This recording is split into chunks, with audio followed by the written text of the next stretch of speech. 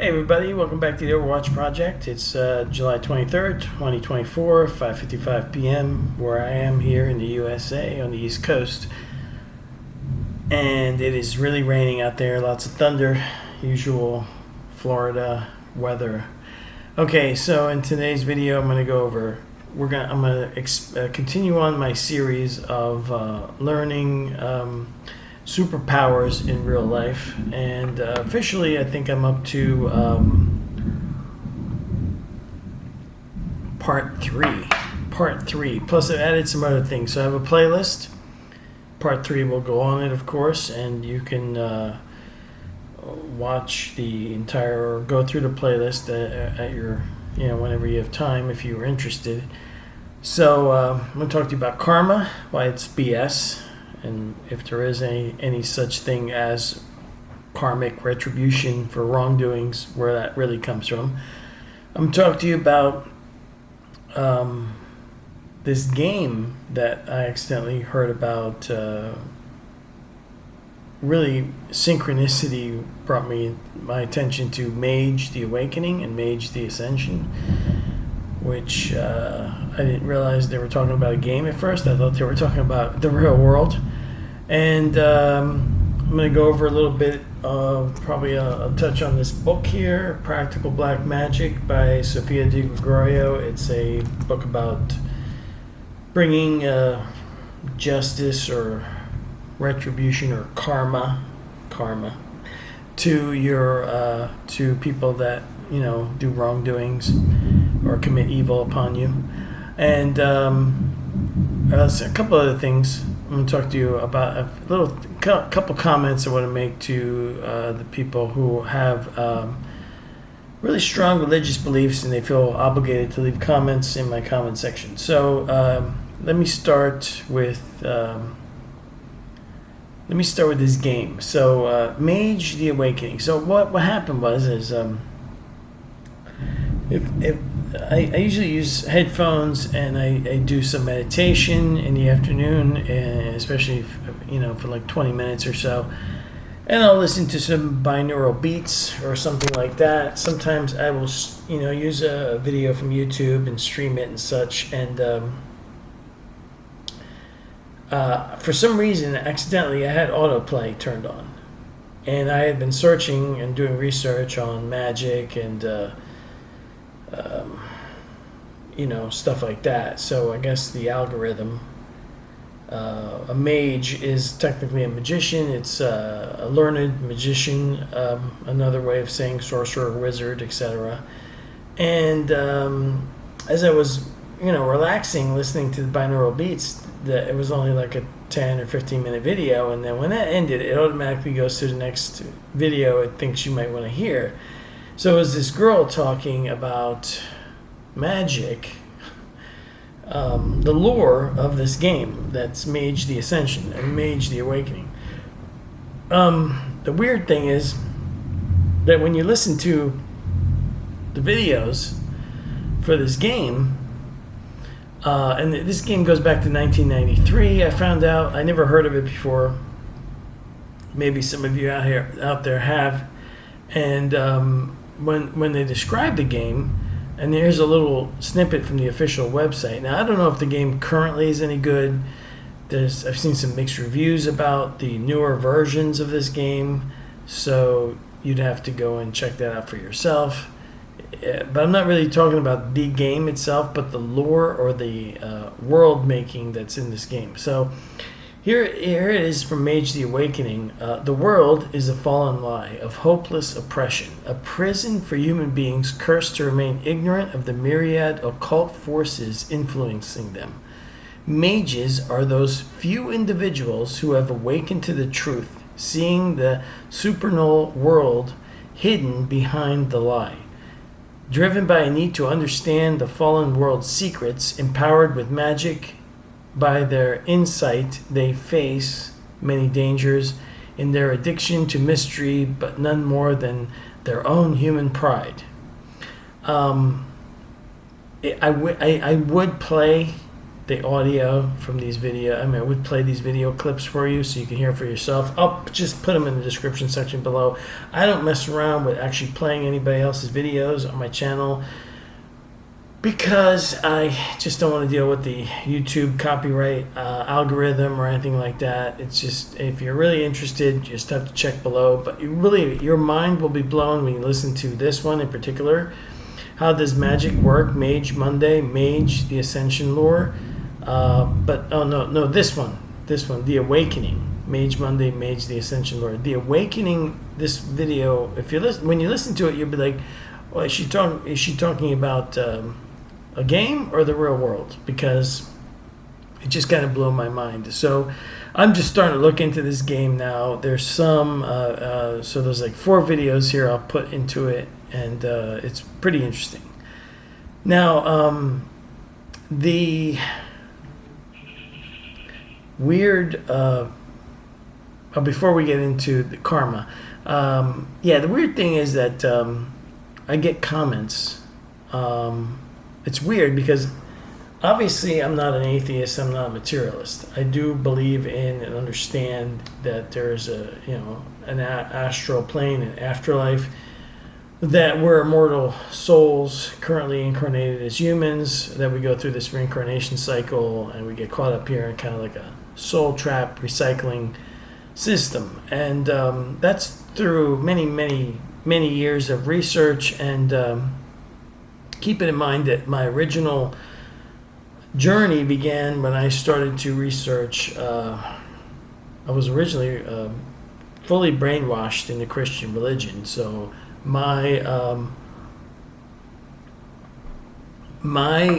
journey began trying to discover authentic Christianity. This led me on a path of learning how to deal with cognitive dissonance and biases and all kinds of other nasty tricks that the human brain can play on you.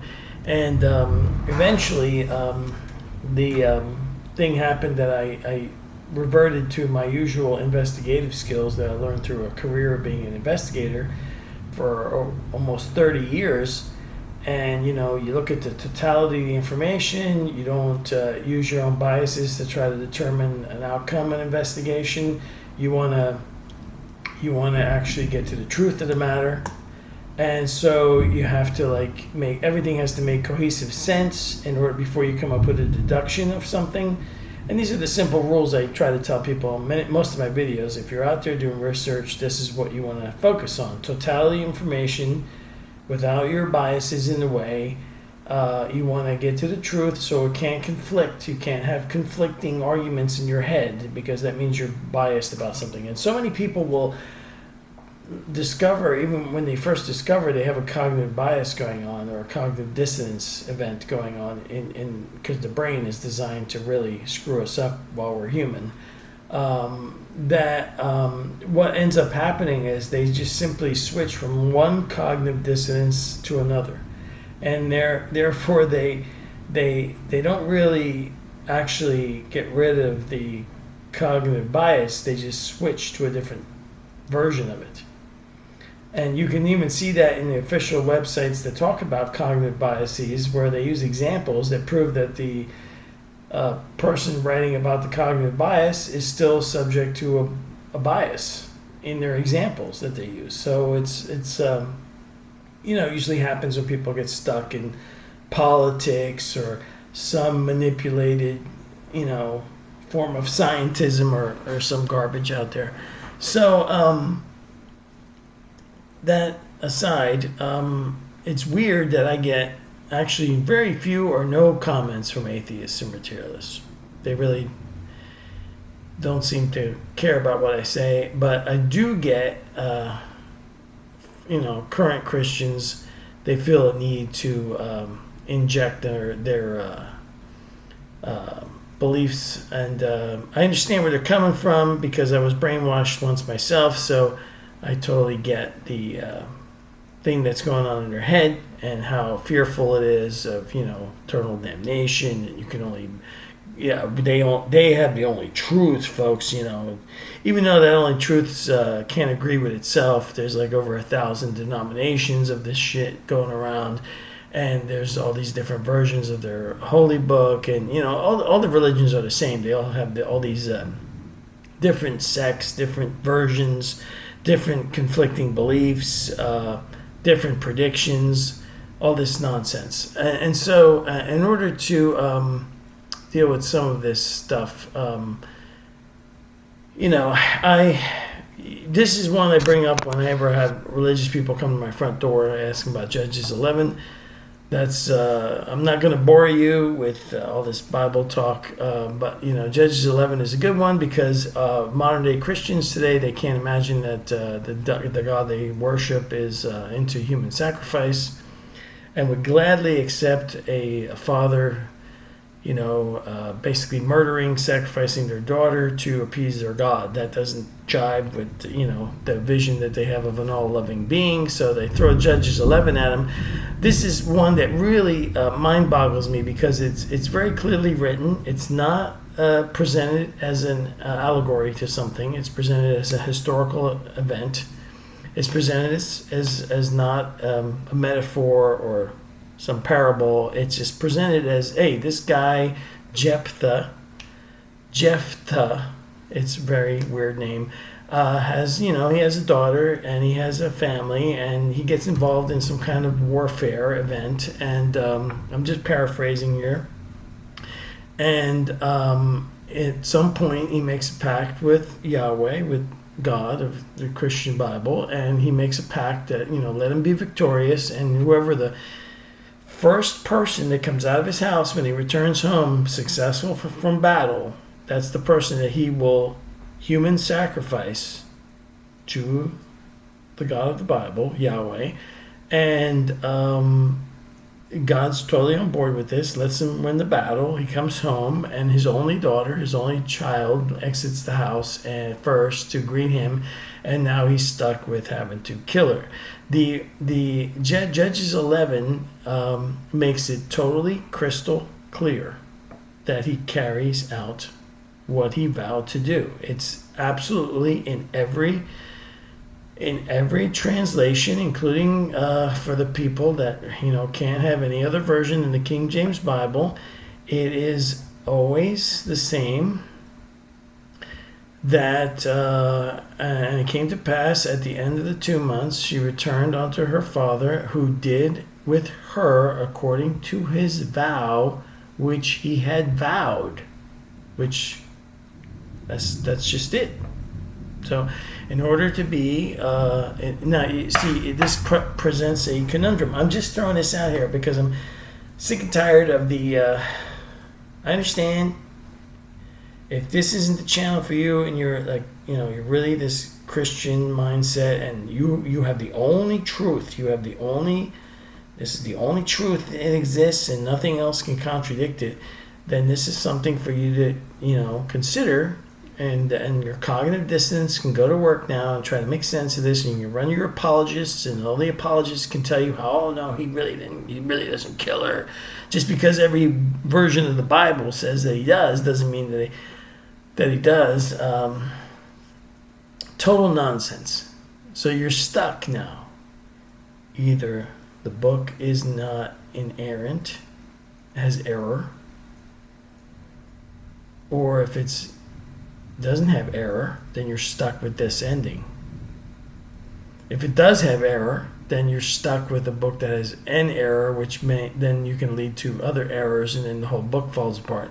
If you're stuck with it can't have any errors, then you have to accept the fact that your particular God that you're worshiping is okay with human sacrifice. That's you have to live with that, and then somehow try to make sense that this is moral and it's all good. And believe me, this is biblically just the tip of the iceberg with this stuff, because I read through these books for years doing research on this. I was looking for authentic Christianity, and I ended up finding out that I was just brainwashed with BS. So, the other thing is Book of Revelation. I was watching a YouTube video today about some of the nonsense going on in America here because it's that time, it's that season. it's that season. And every 4 years, you know, we go through this, this whatever you want to call it. Anyway, and it's been more than one video. I'm watching a video or, analyzing things that have happened here in the last few weeks. And at some point, the guy or woman in the video breaks off and goes into some kind of religious thing. They just halfway through the video, they stop and they start talking about the book of Revelation. I don't know if any of these people know everything that's in the Bible. I really don't. So before you leave messages on my comment section, be aware that I know the entire book cover to cover, and I'm well aware of pretty much everything to do with it, including footnotes, including the historicity of it, including reading other books that were written around it, like the Septuagint. I've gone through all of it. And I'm not saying, anybody else couldn't do what I did. Anybody could do it. I'm just saying that, once you read the whole book, once you understand everything that's in it, it really does really unravel this whole thing. And then you just have to get it out of your subconscious, which is really hard. But, then you get the book of Revelation. So a lot of people start quoting that every time there's any kind of dark events, they start trotting out the book of Revelation, which, is really an incoherent mess. But one thing it makes perfectly clear, and it does separate symbology, metaphor, analogies with what is supposed to happen as factual events that will occur. If you read the text, you can tell using simple language comprehension what is going on when you're reading it, even though sometimes it is a bit confusing. There are multiple translations where you can unravel this stuff. Anyway, one thing it makes perfectly clear is where your religion, if you're a Christian, says you're going to end up at the end of all of this after the second coming. And that will be in a cube. And I tell that to a lot of people. Sometimes when they come to my front door peddling some kind of religion, I bring up Judges 11, and then I bring up the end of the book of Revelation, or near the end of the book of Revelation in part 21. The cube, a giant 1,400-mile cube. Now, if you don't believe me, you have to go grab your Bible and look it up. But this is where you're going to end up. And there's lots of religious people that do know this. And because of cognitive dissonance, instead of stopping and saying, wait a minute, this really sounds freaking crazy, and maybe I should reevaluate everything I think I know. No, they don't. Matter of fact, there's a new book. Damn it. I'll make another video of it. I haven't gone through it yet. It is a book titled Belief, where they have the LIE capitalized, or it stands out because everybody believes certain things. We all have, like what I said, our cosmology of the world, our cosmology of reality, and we have this our own lore, so to speak, of our reality, and we think we know what's going on. And I don't pretend to know. To not be, to tell you that I might wake up sometime in the future and realize that something or part of what I'm saying today might be proven wrong by some new piece of information that comes my way. Thus far, I have pretty much ruled out a lot of things, and my view of reality is quite simple. This realm here, the Earth realm, is more like a simulation, and we are in a reincarnation cycle, and when that's over, you can choose to leave, but we kind of get addicted here. We don't really learn anything here. It's kind of like a bad video game where you get stuck playing it over and over again, and it's not probably, obviously maybe one time loop here might be beneficial as a learning experience if you remembered, but you don't remember that makes it obvious that there's something wrong with the system, and it's not really to your benefit, and it's not a learning experience. But yeah, so there's all these different sects, and I'm going to leave a link to this search I did here, but you can see here all the different religious, and they're all, not only that, they're all arguing. Some of them are arguing with each other. Oh, it's not a cube, it's a pyramid. Oh, it's not a pyramid, it's this other thing. Well, the text in the Bible gives you measurements in cubits, and it kind of like tells you exactly the dimensions of this thing. But the whole thing that nobody stops to pause is when as they're trying to figure out what exactly their end heaven will be when they finally get to after the second coming. It doesn't matter, because none of these people are even stopping to think like, hey, you know what? This is freaking ridiculous. Oh, look at this one. And you know what's weird? It reminds me of the Borg from Star Trek The Next Generation. Look, can the New Jerusalem city land on a globe? Because you have also the flat earth, round earth people involved in this debate too. So, I mean, it is mind-boggling that people, and then but that's why that Mage game that I mentioned at the beginning was so shocking. It breaks down, it takes place in like real current event times. The game isn't like Dungeons and Dragons where you're in a fictional medieval setting. It takes place kind of like in modern day world, and in this game there's basically sleepers. These are the majority of people, and they force upon us a consensus reality because they are asleep, so they don't believe in magic, they don't really believe in supernatural powers. Then they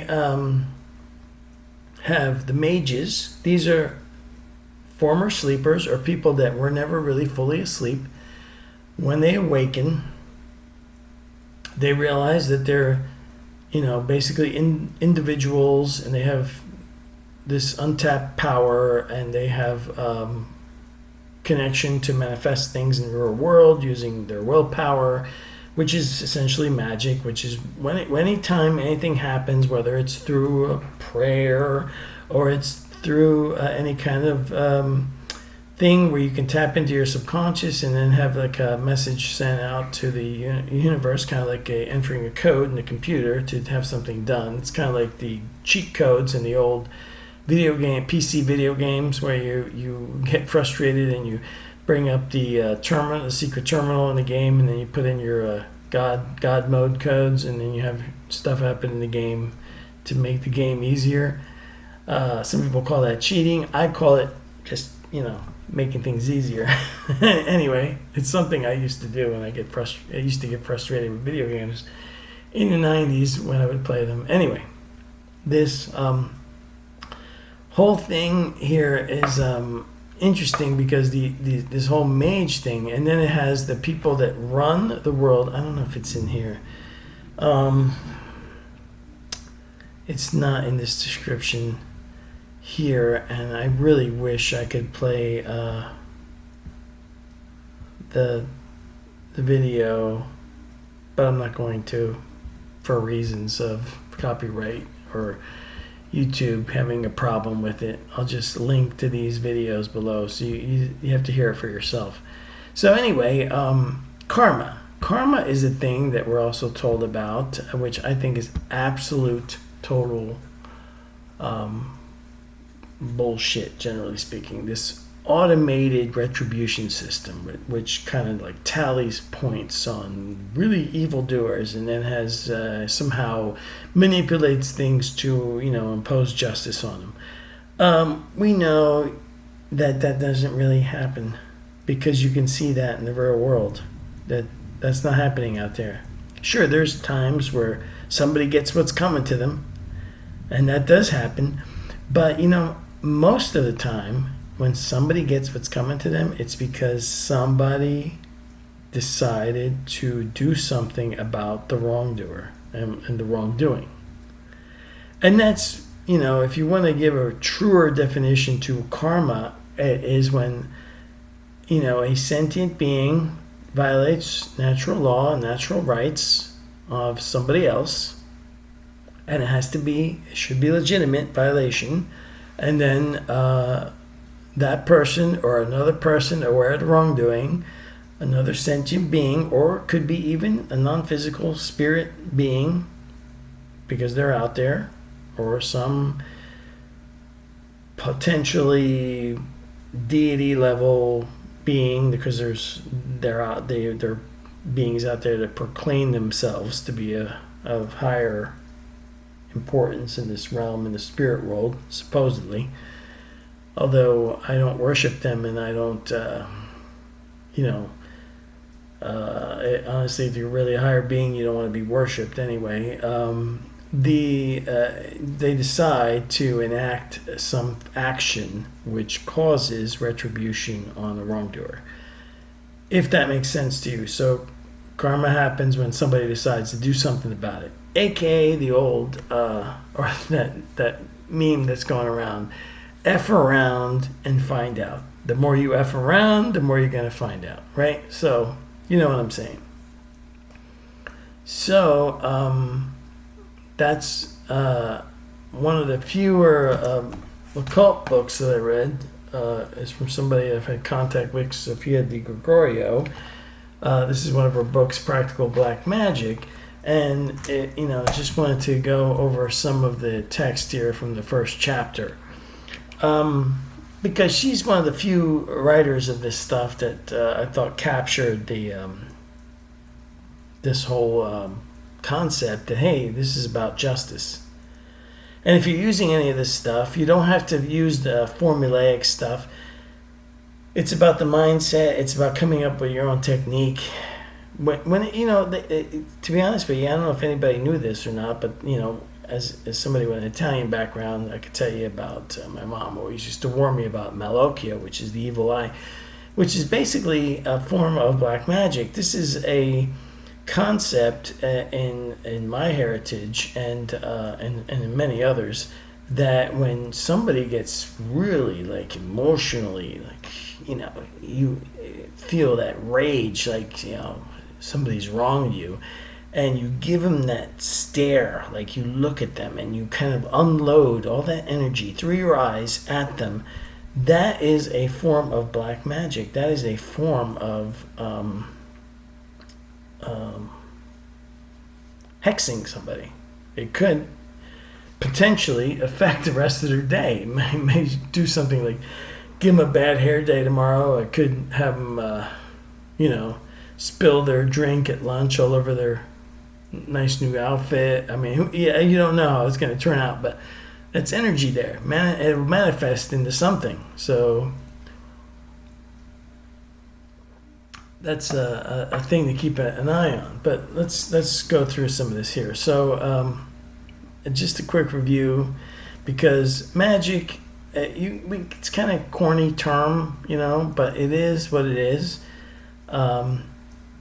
It is in a way using a superpower, a supernatural power in real life, because these things do seem to work. They do work.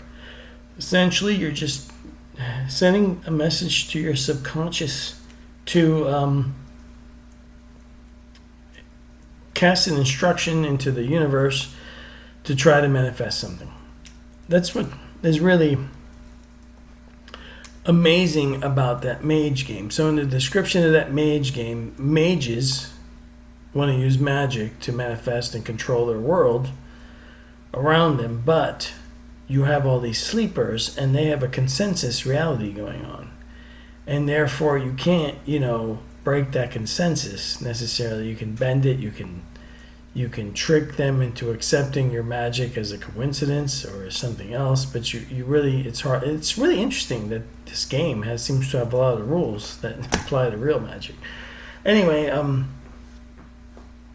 the term in chapter 1, what is black magic? What is it? Now, the term black magic means different things to different people, although it is commonly defined as magic with an evil, nefarious, or selfish purpose The definition of black magic used in the contents of this book is malefic witchcraft, which is intended to cause harm. Although judgment on whether or not it is evil or not is a subjective one.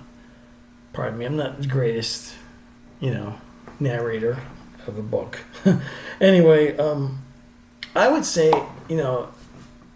that I have to disagree with that subjective one. I don't think it is subjective. If you go to my website, I think it's really objective, and you just need to, people just need to understand what rules define right and wrong. And it's not the ones that religion want to shove down your throat, and it's not the ones that atheists try to come up with in their materialistic worldview. But so I revamped my freedom page, and I decided to focus on Lysander Spooner. The things that this guy wrote in the 1870s, 1880s is still true today. It'll always be true. And I think it applies to all beings of our and sentient level or higher. It does not apply the same way to, say, like lions and bears and birds, but it does apply to our level of sentience or higher, which because we touch that divinity spark. So we have this awareness of our awareness, and therefore these additional laws that are fixed and immutable with our own rights come into play. And the reason I decided to focus on Lysander Spooner is a lot of people don't know anything about him. They never read his works. They don't understand. A lot of his arguments are pretty much irrefutable. I don't think that you can refute what he wrote. He was very logical and methodical in the way that he wrote them, his essays and his books.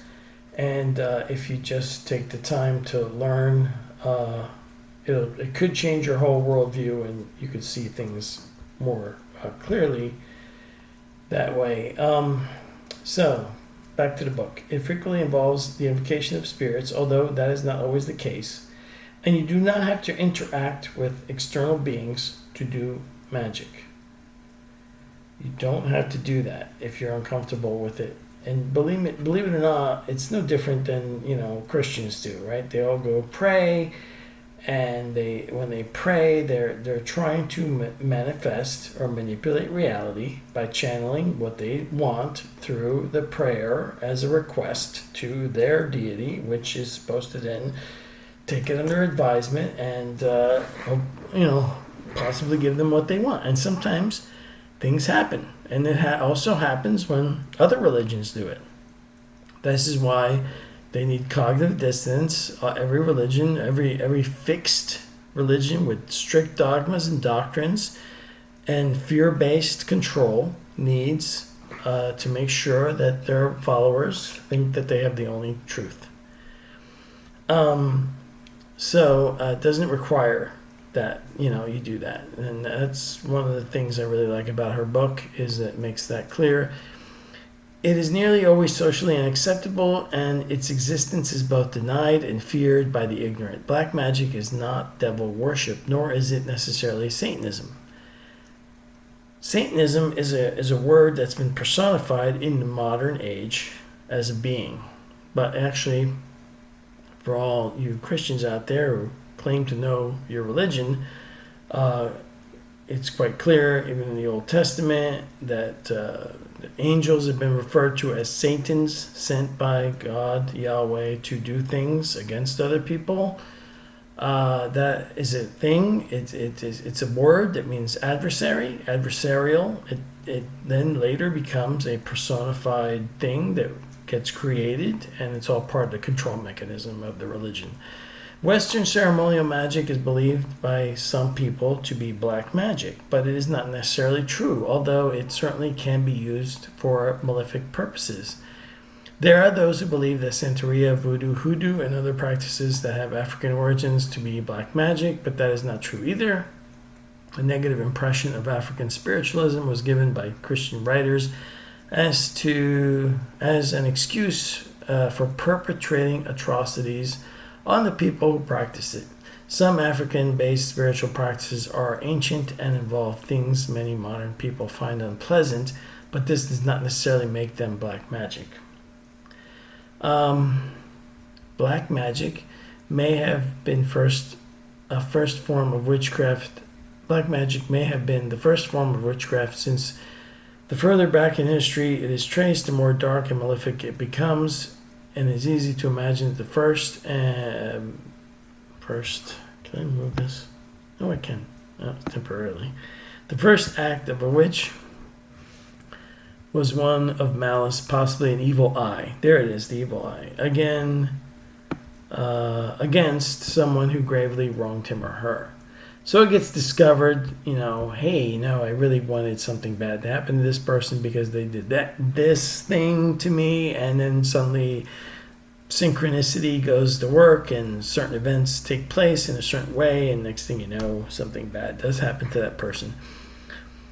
While black magic by its definition is harmful, the greatest protective and healing power also comes from the knowledge and use of it. Around the world where the malefic witchcraft exists, there are those who have the knowledge and ability to heal its effects. The witch doctor, root doctor, or healer is regarded as the opposite of a black magician. But most often, the two are one and the same, because the worst nightmares created by means of black magic cannot be remedied by white or benign magic any more than they can be remedied by allopathy, Christian prayers, or belief in God. Now, an example of this would be cases or events where, and there have been some, where sometimes a Christian runs into some kind of evil supernatural force. However, it's portraying itself. It could even be in the shape of, alien abduction, for example. During that event, you have a Christian using, in the name of Jesus, and then the being or whatever is bothering them flees. On the other hand, there are cases ignored by Christians because they can't deal with the fact that they may be wrong about certain things, where that same kind of event happens, and when they use the command, nothing happens, or the being ends up laughing at them. Now, that's not explainable by the Christian rule book, but there are recorded cases of that occurring. I don't remember her name right off the top of my head right now. UFO researcher Carla Turner. Yes, Carla Turner had some examples of that in her books. Okay, so let me see. I don't want to read all of this, but some of it is really so good. It's really hard to. A more current, very stunning example of this growth of malefic witchcraft can be seen in the increased number of shrines of Santa Muerte, Holy Death, in Mexico, which parallels the injustices perpetrated as a result of the drug wars. Black magic is the refugee of those in the most desperate situations who have no other recourse. As something to consider in a search, and learning about possibly, how superpowers or supernatural powers would work in real life, is why would you even need them? We're surrounded by all kinds of injustice and all types of wrongdoing happen, and then there's no repercussion for the wrongdoer.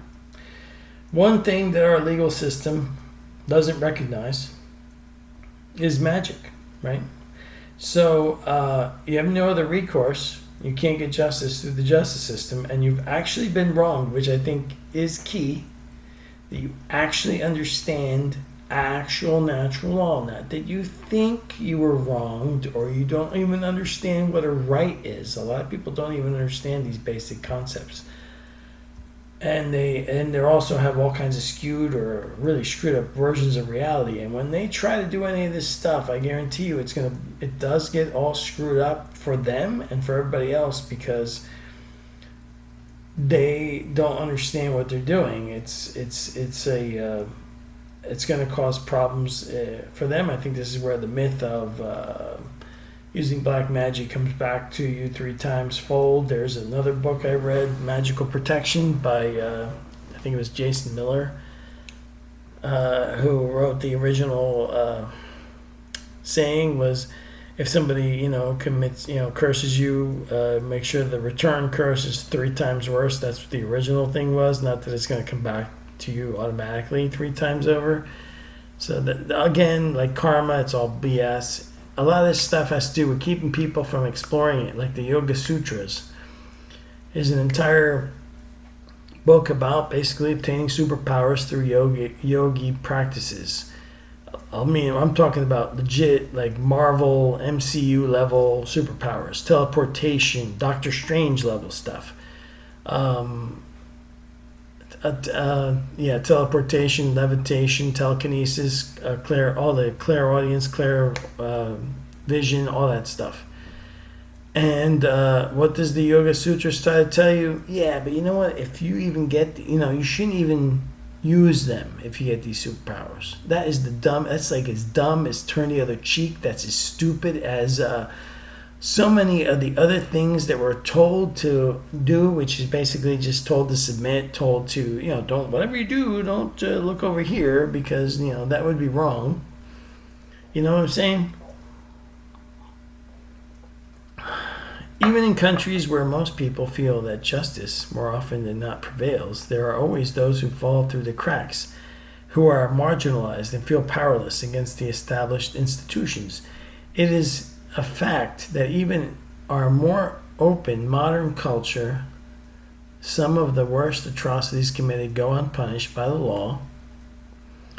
Even in cases where justice is served, the system places greater burden on the victims. And that's true. And sometimes the people in charge are the ones perpetrating the offense. Who do you go to complain to? How many of these YouTube videos are on there about I don't even know what kind of training modern people in government land are getting, but it's not the same kind of training that the early 90s. I can tell you that firsthand. When terrible crimes have been committed, the wrong party has a natural human right to obtain justice by whatever means. Unfortunately, the law office stands in the way of justice more often than it promotes it, which may prompt a wrong person to seek redress by means of black magic. This decision is commonly derided by proponents of the status quo as vengeful or vigilantism, and there's a popular tendency to see the victim who seeks revenge as always being in the wrong. Prevailing belief is that the justice can only be served through the court system, and that any justice not meted out by state authority is inherently wrong or evil. But this is clearly not the case when so many crimes and injustices never see the light of day. Which is true, which is why belief in karma as in some kind of automated retribution system is bullshit. And this whole thing about vengefulness and vigilante, these are all control mechanisms. That's all it is. And obviously, they will punish you if you go out and do it in the physical world using physical means. This is just something to consider, that there is no law to keep you from communing with the universe and asking the universe, or instructing the universe, I should say, with some confidence, to cause things to happen a certain way, which would cause justice to happen. And believe me, it's not just this book. This is one book here, which is really good. It's not a big book. Sophia Di Gregorio is the author. The title is Practical Black Magic: How to Hex and Curse Your Enemies. And it is only a small book, 125 pages. Not bad, right? Pretty good. And again, I don't think that the procedural stuff that comes after chapter 1 is necessarily right for everybody. Honestly, all you got to do, even if it's something that you've come up with from a sci-fi movie, it is about your subconscious accepting the instruction as legitimate. That's all magic is a communication from your conscious mind to your subconscious mind that is recognized as legitimate instruction to cause something to happen, and then whatever the subconscious does, I don't know, it's kind of like typing in the universe's God mode keyboard, I guess you could say. I don't, let's see here. Black magic is a means by which people can obtain the protection and retribution they cannot receive by conventional means. This is another way in which black magic can foster healing and balance. Christian dualism. The distinction between black and white magic, which is controversial even amongst occultists, can be attributed to Christian dualism. Early Christians seeking to dominate everyone around them deemed all practices and that took place outside the church to be black magic. People naturally reasoned that if there was black magic, then there must be white magic as well. But magic itself is simply an occult science, and in essence neutral in nature, just as the power that streams through an electrical circuit is neutral. It is only when it is used for malefic purposes that we consider it black magic. And that is true. Like I mentioned in an earlier video, powers or things or tools that cause something to be destroyed, whether it's a weapon or a hammer, is those things are neutral. So is asking the universe to do something. It's neutral. It is the intent behind the being, doing, or causing or using that tool. That's what makes it destructive or creative, and in some cases good or evil, and justifiable or not justifiable. You can have self-defense is justifiable. Retribution after a crime's been committed where there's nobody punished for the crime is justifiable, right? And you have to also be aware that people that know about this stuff, they have protections up. And they can shield themselves. They can also return to sender. So you have to really, this is really more of a, I have to say, hypothetical discussion on this channel. I would not recommend anybody do anything unless they are really sure what they're doing. And, take that as a disclaimer. So this is for entertainment purposes only, as Mark would say on Forever Conscious channel. Anyway, there are those who argue that all magic is necessarily malefic, and if it affects the will of another person, they even denounce it in cases where its use is justified. They encourage the wrong party to turn the other cheek or prohibit them from doing harm. In the Yoga Sutras, they want to prohibit you from using superpowers if you actually make them.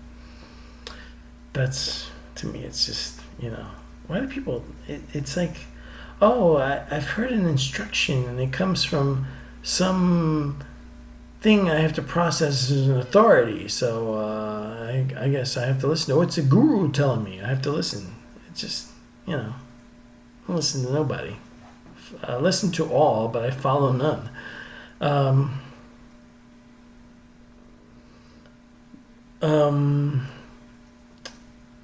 Someday, turn the other cheek or prohibit them from doing harm, while warning that some negative consequence will befall them if they do not comply. But there is no more nefarious black magic than that perpetrated by churches and other mind control cults.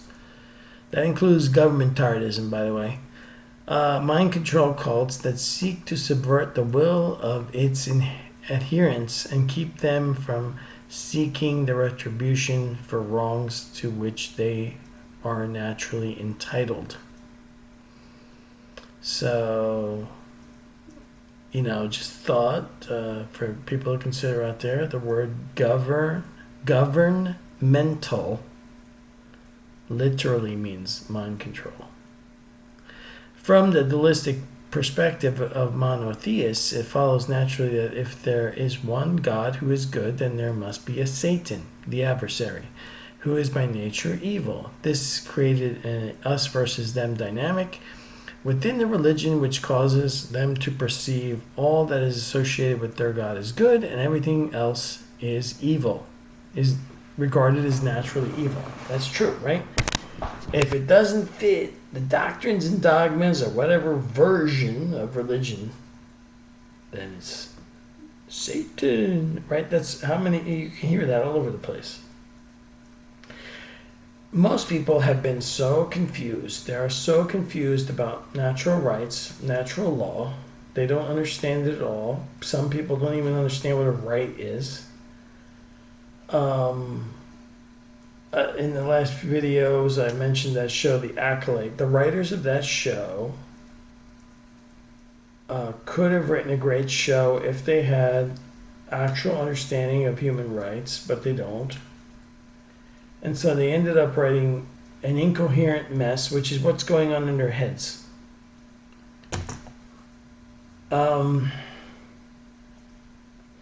This simplistic adversarial black and white kind of thinking has crept into the culture to be applied to other things according to their opposite characteristics. For example, men versus women, light skin versus dark skin, beautiful versus ugly. The same dualistic judgment of good versus evil is applied to these ideas. Because of this deeply embedded notion of duality, it's sometimes difficult to have an intelligent conversation about black magic, because the discussion itself arouses a sense of dualism in many people, which in turn causes a strong emotional response. Those who perceive themselves and their beliefs to be inherently good tend to judge all opposing views as inherently evil, and are quick to condemn without first applying reason. The problem exists even outside the church because these ideas have saturated popular culture. Is this book not, this first chapter, absolutely brilliant in explaining the mental stuff going on and one of the reasons why we live in such a chaotic world full of evil psychopaths? Moreover, the language has been influenced by this kind of simplistic thinking. So language itself can become an obstacle to understanding because the popular culture has been dominated by Christians and Christian writers. When they interview non-Christians, they often characterize their practices in a dualistic way and apply terms to them only as they understand them as Christians. They also tend to regard all forms of witchcraft as something in opposition to their God and their religion, doctrines, and therefore evil. Obviously, this is not the case, but because of its dualistic nature, Christianity is hostile to all witchcraft and all occult practices except for, of course, their own, which is true. I mean, honestly, it's the same. Christians are practicing magic. They just call it something else. And they weakened it. They watered it down. And they removed the individual from the equation so that people are in a group think, not able to think for themselves. Let me see if I want to continue reading or if I've given you enough. Religion, by modern definition, religion is defined as a set of spiritual practices, dogmas, and a moral code. The exact definition is more often than not defined by the state. In any given state or nation, the government determines what is a religion and what is not, as well as who is authorized to act in the capacity of a religious leader. This is even the case in most states in the Union of the United States, which legally does not permit the establishment of religion by the state. Disturbingly, some states appear to function in this capacity through a semantic loophole, thus dictating what is or is not a religion, and therefore who is and who is not entitled to certain protections under the law. Who practices black magic? Black magic and witchcraft in general is practiced throughout the world, but in fairly recent history of Western Europe and in the U.S., in mainly two classes of people who have always practiced witchcraft and black magic, the highest echelon of the ruling class and the most oppressed of the underclass. It is well known that ancient medieval kings and modern tyrants like Adolf Hitler had ties to the occult. Their advisors were all manner of magicians, including astrologers, scryers, demonologists. Queen Elizabeth is closest advisor was an astrologer and well-known black magician named after John Dee.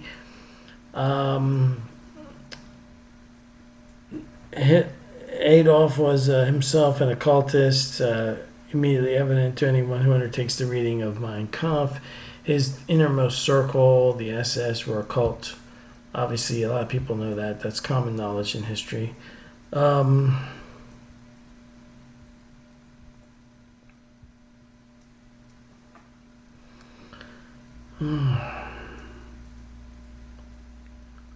don't know if I should keep reading this, or I think I've read enough. Do you think you get the gist?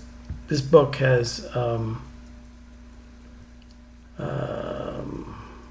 quite a bit of great information. Wicca disclaimer. Wicca is a religion created to make sure witches or people that practice that kind of religion don't get too carried away. That's why they only practice a watered-down white magic. And they have their doctrines and dogmas to keep them in line. Everything in this world is designed to help keep us in line, because otherwise the ruling class would have a harder time. See, so that's how it works. So I hope that you found this useful, and if you're interested in any of this stuff, and I'll leave the links to all this below, and check out my website, and try to, if you're a little bit questioning about what is a natural law and what is your freedom and your personal rights and the rights of other people, and you want to know more about that, I would really recommend reading Lysander Spooner's stuff. All of it's available on Audible. A lot of it's for free all over the place. Obviously, there's no copyright restrictions on stuff written in the 1870s and 1880s. And it's really amazing that this guy thought of all this stuff. And I think it all sprung from, he was going to make the first private mail service. Lysander Spooner apparently, I think, was going to create something like Federal Express. And he was stopped by the government. This enraged him so much that he decided to write down his thoughts on governments, on laws, on all kinds of stuff. So, his work is really great. It'll also change. I would recommend that you also listen to Legal Man at the Quash podcast. He goes over a lot of Spooner's work in his podcast, and also a lot of current events on his podcast. And really, his work is amazing because it'll totally change open up your eyes to things you never thought about before, and potentially help you see how ridiculous things are in our perception of the world and the reality that we live in. So that's in the Freedom tab under my website, overwatchproject.com, which will be linked below. So I hope that you found this useful and that it recorded properly. And I'm going to upload it to YouTube now, and it'll populate Odyssey and BitChute later, and you can leave comments at anything. Although I never get notified if you leave a comment on Odyssey. I do get notified of BitChute comments, but that's about it. And if you want to leave your religious comments, please, just why don't you read your own book and try to read it without cognitive dissonance in your way. Okay? All right. Have a great night, everybody. Good day, or whenever you happen to be watching this. If you haven't, please like and subscribe to my channel, or like the video if you found it useful. And I'll talk to you all later. Bye-bye.